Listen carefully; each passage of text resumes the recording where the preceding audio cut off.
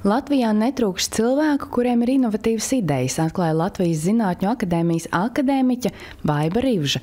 Viņa norāda, ka jautājumi, kas tika apskatīti ekonomikas un kultūras augstskolas rīkotās starptautiskās zinātniskās konferences, uzņēmējdarbības un kultūras ilgtspējīgas attīstības vadība ietvaros, ir aktuāli gan esošajiem, gan topošajiem uzņēmējiem, kā arī studentiem un skolēniem.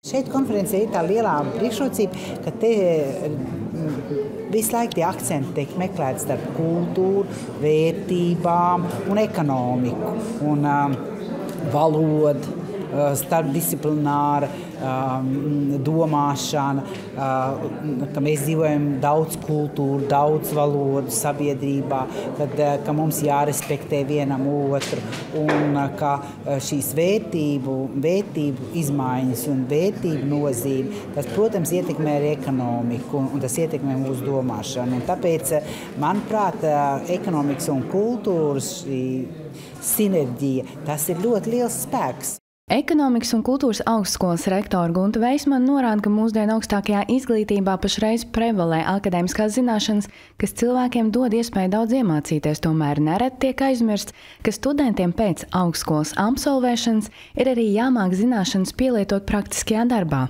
Šīs konferences mērķis bija parādīt, ka kā iet kopā radošās idejas ar to, kā viņas pēc tam iznest praktiski un pielietot ikdienas darbā. Tas nozīmē, kā var pārdot, kā iet kopā radošās idejas, ko veicina, teiksim, kultūras zināšanu prasmes, kopā ar ekonomiskām prasmēm, kādā veidā pārdot šīs idejas.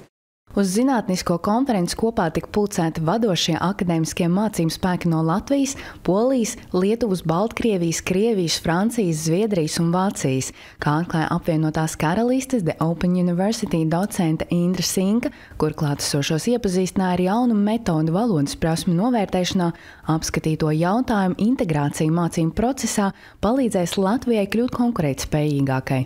Latvijā ir tik daudz apdāvināti cilvēki, gan bērni, gan pieaugušie.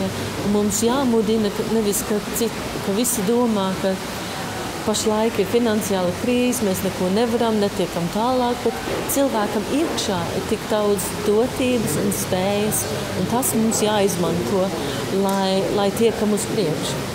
Konferences plenārsēdē referēja arī Latvijas Universitātes pedagoģijas un psiholoģijas fakultātes profesora Tatjana Koķe, Viļņas Ģedimina Tehniskās universitātes profesors Boris Melniks, kā arī Ventspils augstskolas salīdzināmās un sastatāmās valodniecības profesors Jānis Sīlis.